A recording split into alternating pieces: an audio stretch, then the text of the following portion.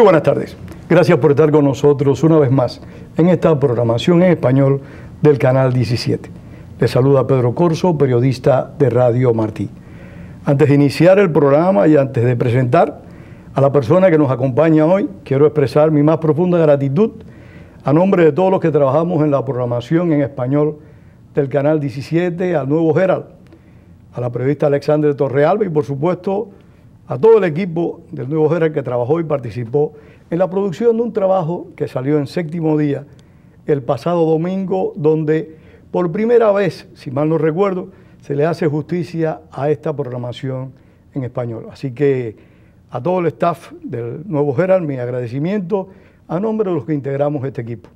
Por otra parte, y les robo un minuto más a nuestra invitada, quiero recordar a una persona que vino con mucha frecuencia a este programa, un venezolano al cual le tomé mucho cariño y que lamentablemente falleció hace unos pocos días atrás, Thor Harbordsen. Thor Harbordsen, en un programa aquí en el Canal 17, denunció la asociación entre Venezuela y el gobierno de Irán y expuso ampliamente con pruebas en qué medida el gobierno iraní estaba penetrando en América Latina, tratando de subvertir el orden democrático en el hemisferio. Sin más, nos vamos a nuestra invitada de hoy, la propia directora de Nuevo Herald, Miriam Márquez. Miriam, gracias por estar acá. Gracias, Pedro, un placer. ¿Cómo estás? Tanto tiempo porque vinieras, al fin logramos que nos visitaras. Al fin, estoy aquí en mi barrio viejo, ¿no? Porque antes el Miami Herald, el Nuevo Herald estaba aquí cerquita. Estamos en el patio trasero del antiguo Nuevo Herald. Del antiguo. Y ahora el nuevo está en Doral y estamos de lo más contentos. Unas instalaciones muy buenas. Sí. Aunque yo me imagino que ustedes recordarán con mucha nostalgia la posición allá en la bahía del Nuevo Herald. Claro, Cuando uno subía a esa azotea y la caminaba, y realmente uno la disfrutaba mucho. Sí. Miriam, ¿qué se siente? Y desde que te nombraron directora del periódico, he querido que participes con nosotros en un programa y solo ha sido posible ahora. ¿Qué se siente el dirigir el periódico en español más importante de Estados Unidos? Ay, bueno, es un honor muy grande y tengo muchos planes y muchos retos que quiero cumplir.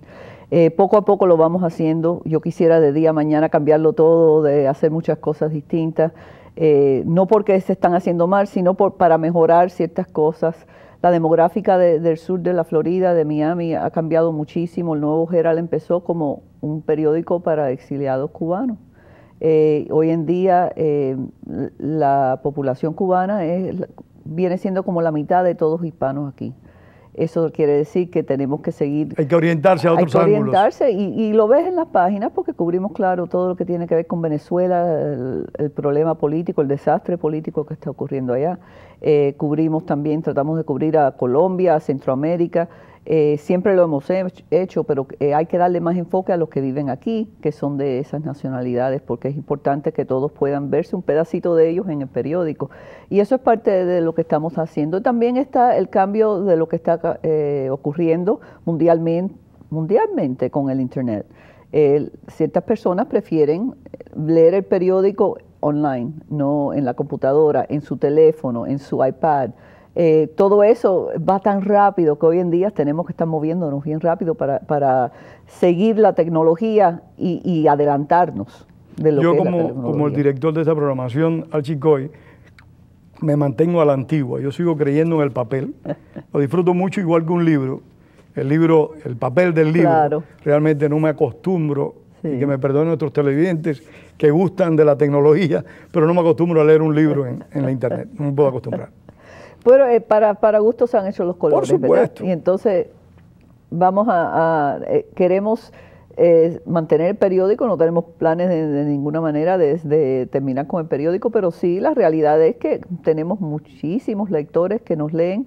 Es más, la mitad de los lectores que nos leen en el internet y nosotros estamos creciendo increíblemente. Vienen de afuera, vienen de España y de Latinoamérica. ¿Qué te está diciendo? El interés de Miami es intenso y queremos asegurarnos que estamos cubriéndolo para todos. Bueno, yo tengo varios amigos que me envían correos electrónicos de columnas que ven y me las comentan. Tienes una gran razón, que viven en Venezuela, en España, en Colombia. Exactamente, exactamente. Y ese es un punto importante. Y son cubanos, muchos de ellos, es más México, que nosotros pensamos el sur de la Florida, en realidad no hay una comunidad mexicana tan grande, pero casi siempre el número segundo, tercero de los que están entrando por distintos países es de México. O sea, son cubanos que viven en México, pero también son mexicanos que tienen negocios aquí, que vienen y van. Es muy distinto a otras partes de la nación. Y que tienen que estar informados. Exactamente. Con lo que sucede aquí. Exacto. Miriam, más allá del reto de las tecnologías a los periódicos tradicionales, ¿cuáles son los otros retos que está enfrentando el periodismo a nivel mundial? Si quieres lo hacemos estadounidense, América Latina. ¿Cuáles son, tú crees, los retos? ¿Hay demasiada politización de la información o estamos en un proceso, digamos, de vulgarización de la información?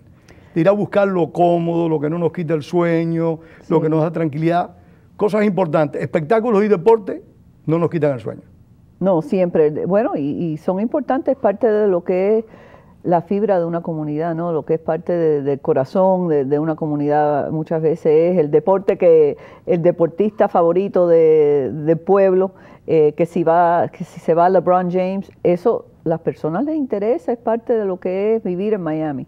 Pero eso no le quita lo importante que es cubrir Cuba, que cubrir Venezuela, los acontecimientos que están ocurriendo en la región, que si los países ALBA, cómo se están moviendo, qué es lo que va a ocurrir en Europa con el problema que tenemos en este momento con Rusia y Ucrania. Todo eso entra dentro de lo que nosotros de día en día nos ponemos a pensar qué es lo que debe de ir en el periódico para el próximo día y qué es lo que está moviéndose online. Y son dos audiencias distintas. La persona que lee el periódico es más bien de lo que le dicen en la escuela vieja, ¿no? El old school, que todavía le gusta el papel. Yo soy una de que lo leo de las dos maneras, el papel, pero también lo tengo en mi iPad y puedo así virar las páginas. Como si tuviera el papel en la mano y veo los anuncios donde cayeron. O sea que lo tiene un poco de todo para las personas que lo quieren usar así. Mis hijos lo sé que lo leen todo por iPad y lo que leen es no parece ni un periódico, es un distinto tipo de look que tiene. Pero lo más difícil, yo creo, es la competencia que hay en este momento de ideas, en el sentido de que cualquier cosa que ven en el Internet dice, bueno, está en el Internet, debe de ser verdad. No es eso. Es muy malo. Entonces, blogueros, hay ciertos blogueros que uno le tiene mucho respeto porque son blogueros que son periodistas que fueron entrenados. Pero hay otros blogueros que son chichos cojos que quiere dar su opinión y empieza un blog. Y a veces dan la opinión como si fueran noticias. Hay que tener mucho cuidado con eso. Y confunden a muchos lectores. Exacto. Pero hay un aspecto que a mí me preocupa mucho en el periodismo, independientemente sea escrito o electrónico, y es la trivialidad. O sea, cómo muchos lectores y a la vez muchos periodistas juegan entre el sensacionalismo, y la trivialidad. Sí. Cuando Justin Bieber lo arrestan en Miami y se para, se está quitando, le piden quitar la ropa y ese video sale, enseguida lo ponemos, es el número 1 en nuestro sitio web, es la verdad. La pregunta es si deberíamos haberlo sacado en portada en el periódico, probablemente no. Son cosas que uno va aprendiendo y va viendo porque no es una ciencia exacta y es de día en día uno es humano y comete errores. Ese periódico que salió Justin Bieber, que me encantó el titular porque era a la reja y estaba así atrás de la reja, pero había sido... Si no hay privilegio, sea quien sea. Sí. No vendió, en la calle sí no vendió, pero sin embargo en el web se disparó. Son cosas que uno sabe que ocurren y vas probando a ver qué es lo que se pega. Pero lo que es la farándula y todo lo que tiene que ver la trivialidad, yo creo que es parte de la gente. Después de lo que pasó del 9/11, hubo un empuje muy grande, la gente quería informarse y hasta los periódicos vieron un aumento en el número de lectores, de personas que estaban comprando el periódico, porque había miedo, que es lo que no iba a ocurrir en nuestro mundo. Y han pasado ya, ¿cuántos años? Más de 11 años. Creo que la gente está agotada, están agotadas. Entonces uno tiene que mezclar las cosas. No es que uno va a ocultar o ignorar lo que está ocurriendo en el mundo. Pero están agotados y se ve en las encuestas cuando les preguntan a los norteamericanos qué se debe hacer con lo que está ocurriendo en la situación con Rusia y Ucrania y lo que está ocurriendo en este momento con Israel y los palestinos en Gaza. No quieren intervenir. Y hace 10, 15 años había una visión distinta de este país. los propios norteamericanos tenían una visión distinta de lo que... No quieren ser el policía del mundo, hablan de esa manera. Y yo tengo esas discusiones en mi casa con mi esposo, porque yo veo las cosas, creo que porque mi familia tuvo que salir de un lugar donde... Sí, para nosotros es difícil aislarse. Yo le tenemos digo una experiencia muy traumática. Eso lo digo, eso es lo peor que se puede hacer. Pero no podemos seguir pagando por todo. Yo entiendo, pero es lo peor que se puede hacer. Entonces, ¿a dónde encontramos ese balance? Yo creo que es importante las páginas de opinión. Como sabes, yo antes era la editora de las páginas de opinión de Miami Herald en inglés. Y es importante en esas páginas darle que yo sé de paso, ese debate. La directora del diario el Miami Herald en inglés es cubana también. Sí, cubanoamericana, Aminda Márquez. Del mismo apellido, pero con ese. O sea, tenemos dos mujeres dirigiendo dos periódicos importantes. Así es, y claro, nuestra presidenta de la compañía, Alexandra Viloch, también es cubanoamericana. Así que estamos no conocía ese detalle. Sí, estamos por todos lados. Qué bien. Sí. Miriam, el asunto de la trivialidad, a mí al igual que a ti, me preocupa porque tiende a que nos vamos aislando de la verdad. Y yo creo que eso nos conduce a un desastre al final. Pero también el tema de la politización. ¿Hasta qué punto uno puede apreciar en los medios informativos más importantes del país cierta ideologización, cierta tendencia hacia un lugar o hacia el otro en el mundo político? Y no me refiero solo el estadounidense, sino también el internacional. Yo creo que hasta cierto punto, vamos a decir, en España o en Latinoamérica, en ciertos países, es bien claro que este periódico es de tal partido. Este periódico tiene la línea de esta manera. En los Estados Unidos casi siempre ha sido un poco más difícil en las páginas de noticias, no estoy hablando en las páginas de opinión, tener una idea por dónde entra el periódico. Pero con el tiempo yo sí creo que ha habido como una sensación de algunos lectores, especialmente conservadores, de que la prensa es muy liberal. Y yo creo que eso viene de que nosotros estamos entrenados como periodistas a cuestionar la autoridad, no aceptar lo que nos están diciendo, o por lo menos no aceptarlo hasta que no lo confirmamos. Y entonces, cuando uno hace eso, y vamos a decir, son 8 años de Ronald Reagan, vamos a estar preguntando. Ahora con Obama de presidente, se le pregunta, pero los conservadores no creen que se le preguntan suficientemente fuerte o lo suficiente. Y yo creo que nosotros como periodistas nos tenemos que seguir preguntando, ¿estamos haciéndolo o no lo estamos haciendo? Hay que cuestionar. Estamos siguiendo una línea neutral, lo difícil que es hacerlo, porque todos venimos con nuestras opiniones. Todas las experiencias que hemos tenido en nuestra vida las vamos a llevar a nuestros trabajos.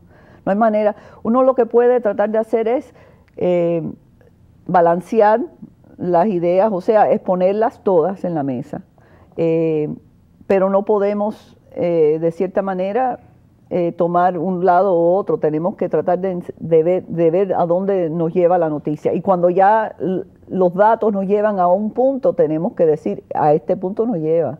O sea, si estamos combatiendo la corrupción, no podemos dejar de investigar una persona en nuestra comunidad porque es popular, ¿no? No. Si sabemos que hay cosas que hay que cuestionar, hay que cuestionarlas. Y eso es a veces difícil porque somos también, para los hispanos, somos muy de familia, somos muy campechanes, no queremos, no, él es buena gente, no le hagas eso, pero sí me ayudó a mi hermano. Bueno, sí, pero aquí... Pero cometió un delito. Exacto. No hay alternativas. Esas son las cosas. En una palabra, se podría decir de que esa famosa objetividad del 100% y esa absoluta imparcialidad no existe. Yo creo que hay que buscar el balance, pero esos dos... Yo creo que la objetividad es un reto. Tratar de llegar ahí, pero que nunca vamos a estar exactamente ahí. Yo sé que hice un buen trabajo cuando tengo llamadas de los dos lados de un tema criticando. Dificilísimo cubrir en este momento en nuestra comunidad es la guerra en Gaza. Muy difícil. Porque tenemos una comunidad judía, trabajadora, una comunidad que siempre muy apasionada por todo lo que tiene que ver con Israel. Y tenemos una comunidad de musulmanes también aquí en nuestra área, que se siente que son personas que son médicos, son profesionales que viven aquí y se sienten que los están marcando todos como si fueran terroristas. Entonces, es difícil y tienen su propia historia de problemas que tuvieron que enfrentar por violencia en su región. Muy distinta, y lo mismo lo digo de los judíos, la violencia que han tenido que enfrentar. Pero ¿cómo se cubre eso de una manera que se sientan los dos que tienen su historia, parte de eso, en 25 pulgadas? Eso se me parece, de día en día es difícil. Eso se me parece mucho a una serie que le gustaba mucho a mi esposa, Misión Imposible. Sí. Miriam, tocaste un tema que para mí es muy importante y son los asuntos de la comunidad. Cuando hablaste de que a veces uno no quería enfocar a cierta personalidad o tratar determinado tema porque era muy sensible para la comunidad. Y yo creo que el Herald ha hecho un trabajo muy importante en muchísimas ocasiones y es descubrir, es denunciar situaciones de corrupción en el mundo político del condado, en el mundo político del estado. Exacto. Yo creo que eso es clave, es fundamental, pero yo como lector me gustaría mucho que esas cosas tuvieran seguimiento, que se supiera si realmente la fiscalía procesó, encausó, en caso de que hubiera claro, los datos y las pruebas suficientes, a las personas culpables. Claro, no, sí, es de día en día lo que nos encontramos es que hay tantas cosas ocurriendo. Por ejemplo, el año pasado teníamos la mira en Sweetwater. ¿Por qué? Porque el alcalde acababa de encontrarse en problemas, el alcalde Manny Maroño, que existía en ese momento, que hoy en día ya fue convicto de crimen. Y enfocamos en una serie de problemas en esa ciudad. Por varios meses no estuvimos tan enfocados en ello, ahora estamos de vuelta. ¿Por qué? Porque siguen los problemas. Se calentó otra vez. Y entonces estamos tratando siempre de seguir a donde está el problema. No quiere decir que la tenemos cogida con el pobre Sweetwater, que es nuestro vecino en Doral, sino que queremos asegurarnos de que lo que estaba ocurriendo, investigaciones pendientes, siguen por adelante. Y tenemos varios proyectos este año, de entre ellos uno sobre la corrupción, a ver cómo han cerrado esos casos durante varios años, cuáles son los que están pendientes, qué es lo que ha ocurrido. Exactamente estamos pensando en eso, a dónde estamos hoy en día en combatir la corrupción, porque cada vez que se vira y dicen, bueno, pasaron esta ley para combatir la corrupción, hay 3 alcaldes que toman y arrestan. Tenemos que ver fundamentalmente qué es lo que hay que hacer, qué hay que cambiar en esta región para que esas cosas ya... Yo me atrevería a ir un poquito más lejos en el país. Yo recuerdo cuando en Estados Unidos se le decían a los países de América Latina repúblicas bananeras por el tema de la corrupción. Claro. Pero es que uno está apreciando, viendo en los últimos años tanta corrupción en este país y mucha aquí al sur del condado que es preocupante. Sí, yo diría que yo no sé, Pedro, hasta cierto punto, si hay más corrupción o es que se está cubriendo más. O Entonces sea, es mejor lo último que lo primero. Que el enfoque del periodismo, yo diría desde Watergate, era de verdad enfocarse nacionalmente en qué es lo que está pasando en la Casa Blanca, qué es lo que están pasando en las agencias federales, en el Departamento de Estado, en el Departamento de Agricultura, en todo. Lo que se ha visto en el Departamento de los veteranos, los problemas que están teniendo. Exacto. Entonces, todo eso, yo creo que han habido mucho más reporteros, mucho más enfoque en eso, que hace 50 o 60 años. Es más, los norteamericanos no sabían que su presidente estaba en una silla de ruedas con Franklin Delano Roosevelt. No sabían que habían escándalos de que John Kennedy tenía queridas amantes. O sea, esas cosas hoy en día, ¿cómo se esconden? Es muy difícil. Y hay 2 tipos de periodismo, ¿no? Está el periodismo tradicional que está tratando de encubrir problemas financieros en los gobiernos, en corrupción, todo eso, y está el paparazzi de farándula que le está cayendo no solamente al actor o a la actriz que está en la calle, también. Al político también. Y así es como se encuentran cosas. El mismo presidente Clinton, si te acuerdas, en el tiempo de cuando primero salió la primera mujer que era Jennifer Flowers, eso salió por un periódico tabloide. Podríamos decir entonces que estamos haciendo en el presente un mejor periodismo para encontrar los problemas que tiene toda sociedad, incluida Estados Unidos. Yo de verdad quisiera pensar eso. No, no estás seguro tampoco. Yo creo que sí, yo creo que sí. Cuando uno ve la historia de los Estados Unidos, la corrupción que hubo para construir el ferrocarril de este país, para la corrupción que existió en ciertas propiedades que se le dieron a grandes... Y en algunas que otras elecciones. Eso se supo con el tiempo, pero no estaban arriba de eso de la manera que se tenía que estar. Así que yo creo, y creo que también históricamente los periódicos en los Estados Unidos se tiraban a un partido a otro, y fue en los años, yo diría durante la Guerra Mundial, que como trataron de... los periodistas no iban a la universidad, por cierto, muchos periodistas lo que tenían eran escritores, esto y lo otro, pero no era que era un requisito. Lo que tenías que ser es alguien que podía escribir a máquina y tener bastantes preguntas. Hoy en día es una carrera que se estudia en la universidad, que tiene ciertos estándares, que tiene un... Sí, demanda cierta cultura, cierto conocimiento general. Y cierto requisito ético. Nosotros todos los años tenemos que firmar nuestro como le dicen, un pledge, ¿no? Una promesa de ética de qué son las cosas. Nosotros no podemos tomar dinero por hacer un artículo de la persona, no podemos estar tomando tickets o favores o rosas o lo que sea. Y eso la gente no le entiende. Ay, muchas gracias, qué bonito artículo, déjame mandarte un racimo de flores. No me lo mandes, no. Esas son las cosas que no hay,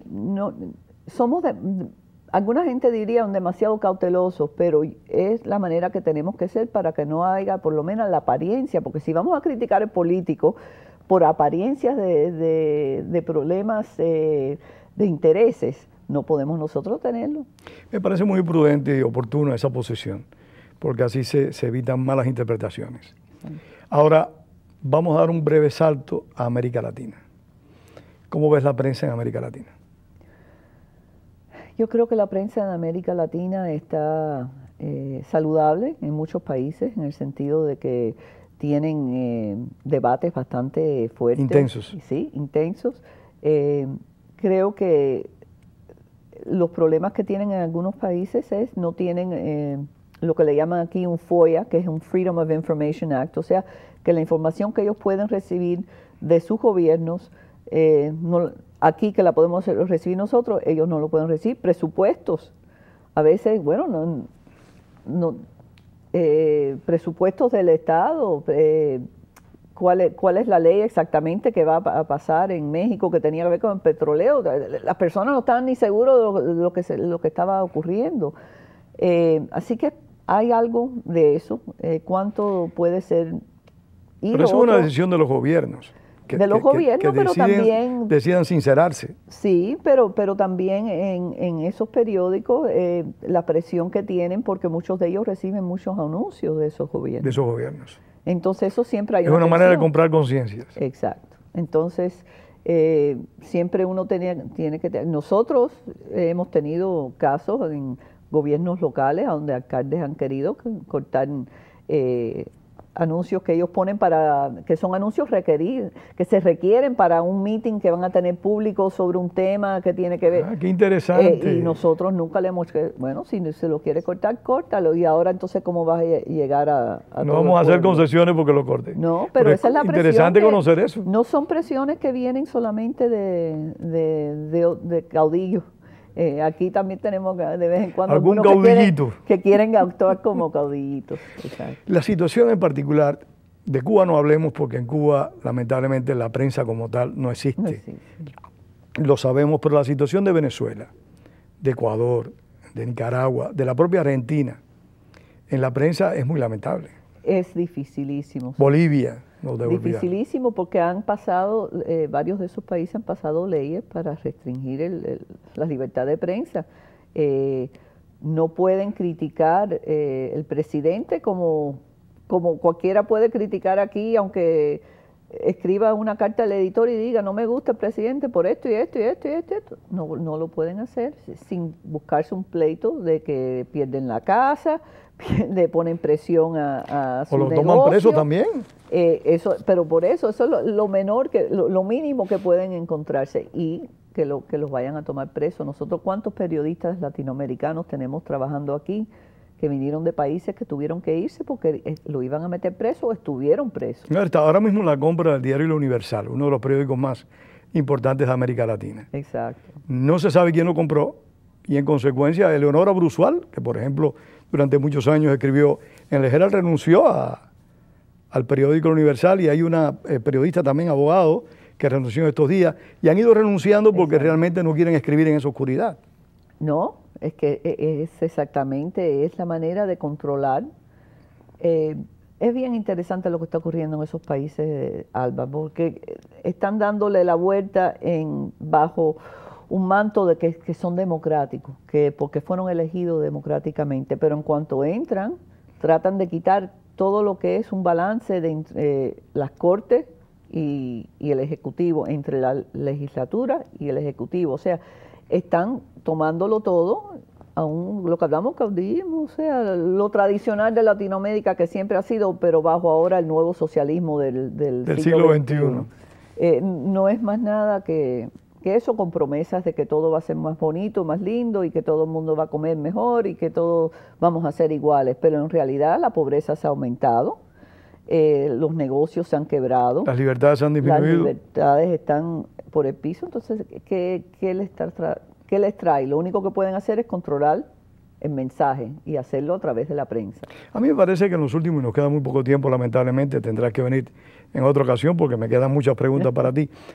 A mí me parece que hay un aspecto, ya terminando el programa, muy importante, y es que en los últimos años han surgido, y las que ya tenían años, han cobrado una mayor vitalidad, organizaciones defensoras de la libertad de prensa y de los periodistas. En un minuto, háblame de la importancia de esas asociaciones. Absolutamente. La Sociedad Interamericana de Prensa es muy importante. Todo lo que tiene que ver con grupos de derechos humanos que también tratan de proteger y sacar a la luz periodistas que están en problemas con sus gobiernos. Eso, porque la información es el poder, y sacando eso a la luz los protege hasta cierto punto. Así todo, casi siempre se tienen que ir, se tienen que esconder, tienen que ocurrir cosas, pero tenemos que seguir esa presión. No se puede parar. No. Muchísimas gracias a Miriam Márquez por haber estado acá, y gracias a ustedes por haber compartido con nosotros parte de su tiempo. Les esperamos el próximo domingo, y recuerden, como decía el apóstol José Martí, la palabra es para decir la verdad, no para encubrirla. Tengan todos muy buenas tardes.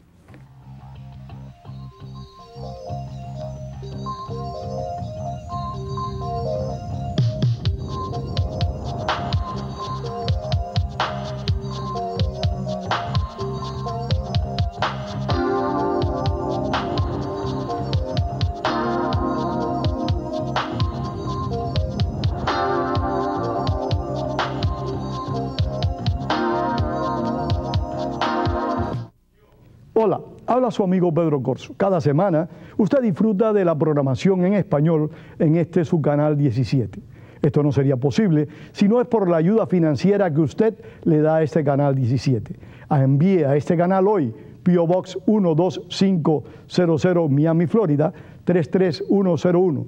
También se puede hacer en nuestro sitio web en wlrn.org. Muchísimas gracias.